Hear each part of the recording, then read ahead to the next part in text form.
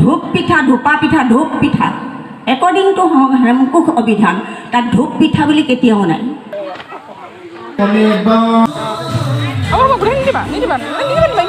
এই বস্তুটো কিহে বনোৱা হৈছে এইটো কপৌ ফুলটো লগত আহিলে মানে এনেকুৱা হয় ইমান লাভ হৈ দেখিছা নাই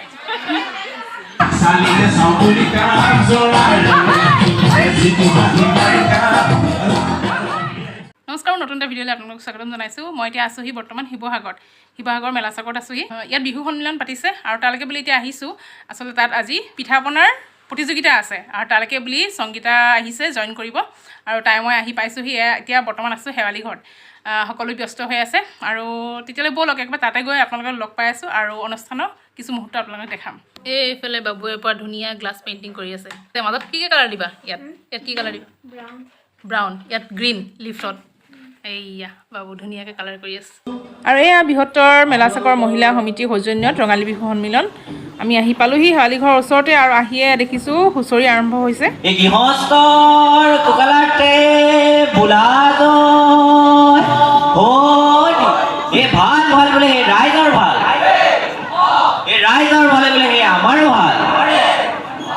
বোলে পূবে ভঁৰাল বোলে সেই পশ্চিমে কৰাল এই বোলে উত্তৰে চৰু বোলে সেই দক্ষিণে কৰো এই ৰাইজৰ কুকলাতে বোলা জয় হৰি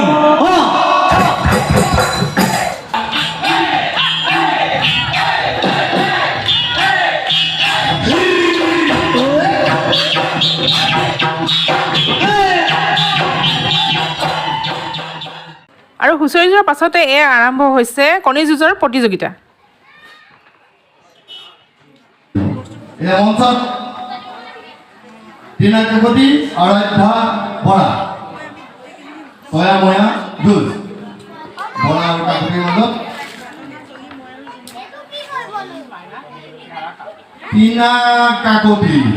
বিজয়ী মুকুট পিন্ধিছে আমাৰ বোৱাৰীয়ে বিজয়ী মুকুট পিন্ধিছে এইফালে আমাৰ কণমানিটো কণী যুঁজৰ উইনাৰ হৈছে। তোমাৰ নামটো কৈ দিয়া। অঞ্জিতি বৰুৱা। ঘৰ ক'ত? ওচৰতে ঘৰ ওচৰতে আমি উইনাৰ হৈছে।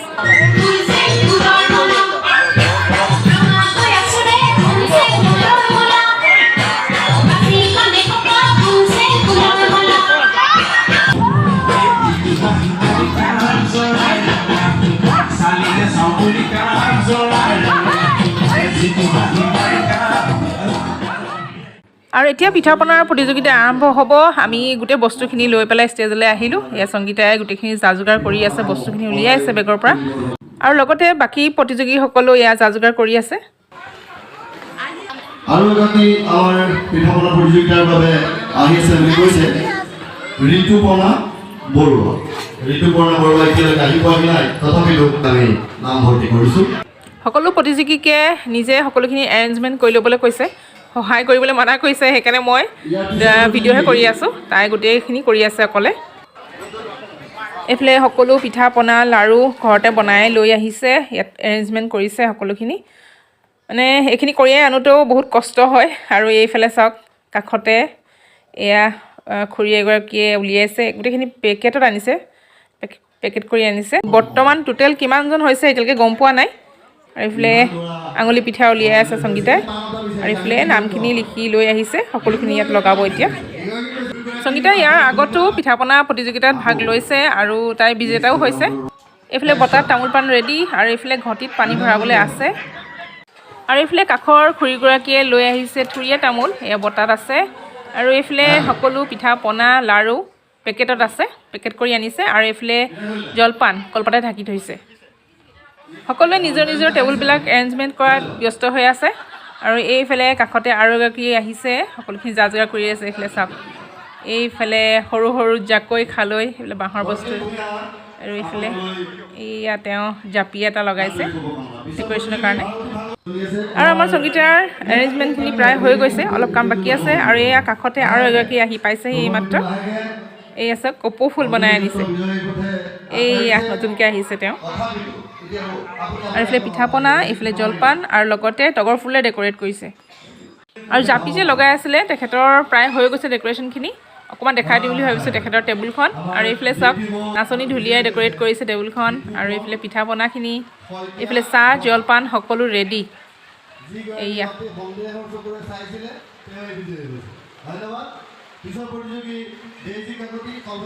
আৰু এইফালে আহিছে এখেতলোকৰ মানে গোট হিচাপে আহিছে, ছিংগলকৈ নাই অহা। এয়া চাওক নাম লিখি আছে, সকলো বস্তু এয়া ৰেডি। এই পিঠাখিনি চাওক ইমান দীঘল দীঘল পিঠা। আৰু এখেতলোকৰ 4জনীয়া গোট হিচাপে জইন কৰিছে। আৰু এতিয়া নেক্সট টেবুলখনলৈ আহিছোঁ। এইফালে চাওক চৰিয়া ৰেডি কৰি থৈছে, এইফালে বটা তামোল পাণ, আগৰ দিনৰ কটাৰী, আৰু এইফালে খুন্দুনা, এইফালে খৰিকা, এইফালে সকলো ৰেডি কৰি থৈছে দেখিছেনে। এইফালে তিল পিঠা, এইফালে তিলৰ লাড়ু, মুড়ি লাড়ু, এইখিনি নামখিনি যেনিবা অকণ ডাঙৰ ডাঙৰকৈ লিখিছে এখেতে। আৰু এইফালে জলপান লগতে দৈ টেকেলিও ৰেডি কৰি থৈছে। এইফালে আঙুলি পিঠা, আৰু এয়া লাও পিঠা প্ৰথম দেখিছোঁ মই। আৰু এইফালে কণমানিটিয়ে মাকক এৰেঞ্জমেণ্ট কৰাত অলপ সহায় কৰি আছে। আৰু এতিয়া মুঠ প্ৰতিযোগী হ'ল 6জন, 5জন ছিংগল হৈছে আৰু এটা গোট হিচাপে জইন কৰিছে। আৰু এইফালে সংগীতাই আনিছে ভাপত দিয়া পিঠা, এইফালে তৰা পিঠা, আৰু এইফালে আঙুলি পিঠা, এইফালে নাৰিকলৰ চিৰা, আৰু এইফালে হৈছে পিঠা পনাখিনি। আৰু এইফালে ঘটি আৰু গামোচা ৰেডি, এইফালে তামোল পাণ ৰেডি। আৰু এইফালে শেষত যে আহিছিলে তেখেতৰ প্ৰায় এৰেঞ্জমেণ্টখিনি হৈ গৈছে। এইফালে চাওক বস্তুখিনি অলপ দেখুৱাই দিছোঁ। এইফালে কপৌ ফুল বনাই আনিছে, এইফালে ধূপ পিঠা, এইফালে মহুৰা পিঠা, আৰু এইফালে নাঙল ধোৱা পিঠা, এইফালে সুতুলি পিঠা, আৰু এইফালে হ'ল ফেনী পিঠা মই প্ৰথম শুনিছোঁ বাৰু, দেখিছোঁ প্ৰথম।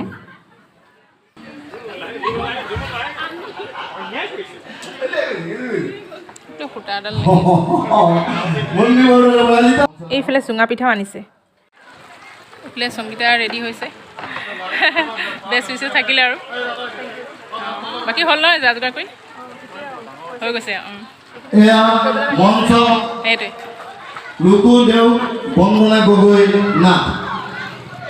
আৰু এতিয়া সকলো প্ৰতিযোগী সাজু হৈ গ'ল আৰু জাজ আহিব এতিয়া। মই ষ্টেজৰ পৰা নামি যাওঁ আৰু আপোনালোকে চাই যাবচোন প্ৰতিযোগিতাখন কেনেকুৱা হয়।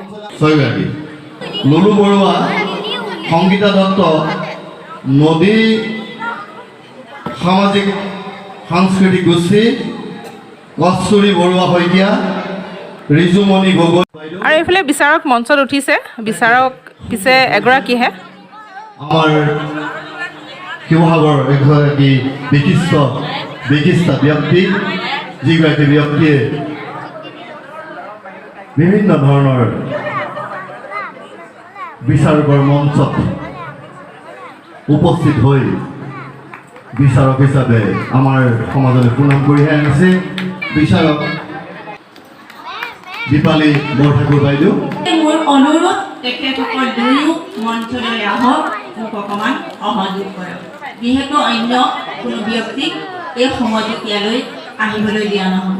শ্ৰদ্ধাৰ বাইদেউ আহক আৰু সম্পাদিকা বাইদেউ আপুনিও আহক। আৰু যিহেতু বিচাৰক হিচাপে এগৰাকীকহে নিমন্ত্ৰণ কৰিছে আৰু তেওঁ লগতে আৰু দুগৰাকীক লৈ লৈছে, কিন্তু মেইন বিচাৰটো তেওঁৱে কৰিব।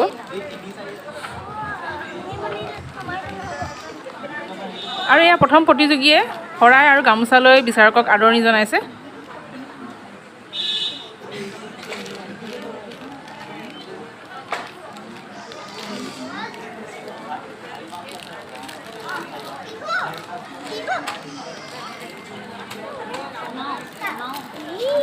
আৰু এইফালে এতিয়া সংগীতাৰ বস্তুখিনি চাইছে, টেষ্ট কৰিছে।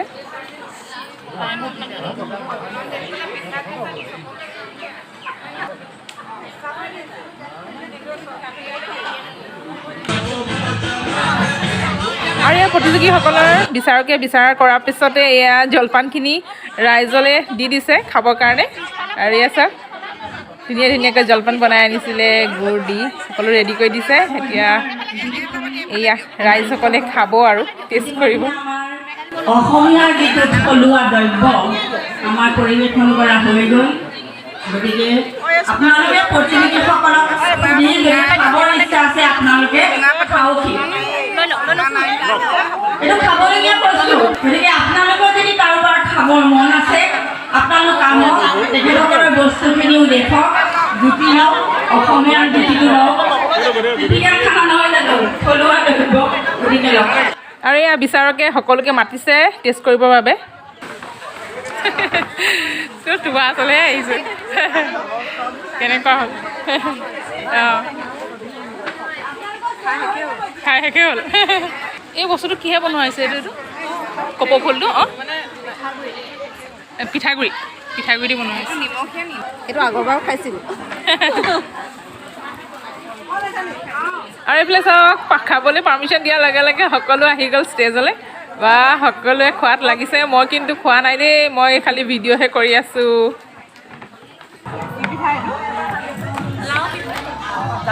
লাও পিঠা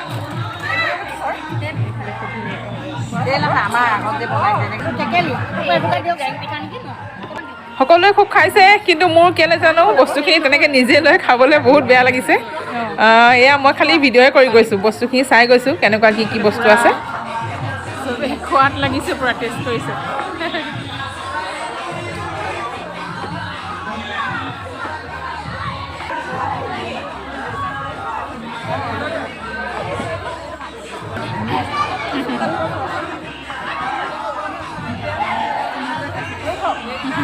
আৰু এইফালে বেছিভাগ মানুহ সংগীতৰ ওচৰলৈকে আহিছে সংগীতাক সুধিছে কিবা কিবি আৰু টেষ্ট কৰিছে খাই ভাল পাইছে বোলে আৰু এইফালে চাওক পূৰা ভিৰ এইফালে অডিয়েঞ্চৰ মানুহ চব উঠি আহিলে চকী খালী এইফালে সকলোৱে খোৱাত লাগিছে দেই মই ভিডিঅ'ই কৰিছোঁ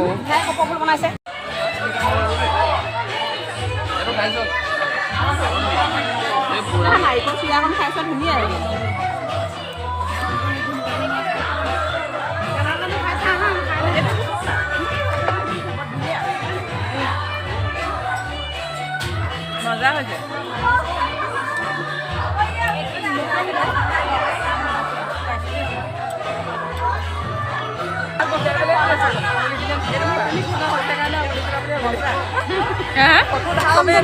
তোমাৰ লগত মোবাইলটো বেয়া হ'ল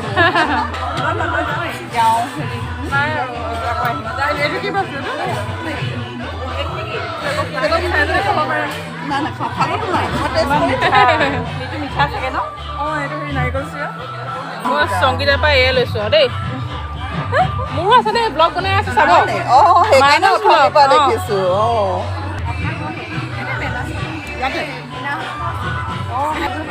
আৰু এতিয়া কম্পিউটাৰে নিজৰ বস্তু খাইছে আৰু দেই খোৱা ভাল হৈছে মিঠাবোৰ খাই খাই মানে কিবা লাগে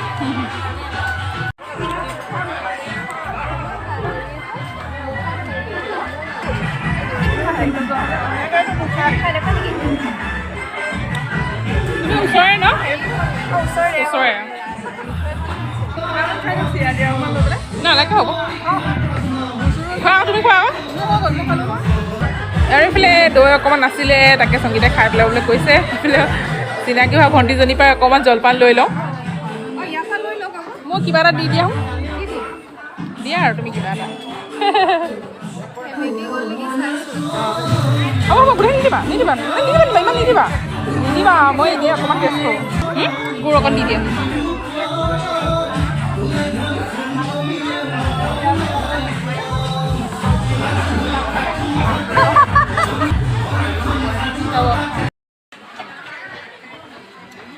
কম্পিটিশ্যনত মানে লগত আহিলে মানে এনেকুৱা হয় ইমান লাভ হৈ দেখিছা নাই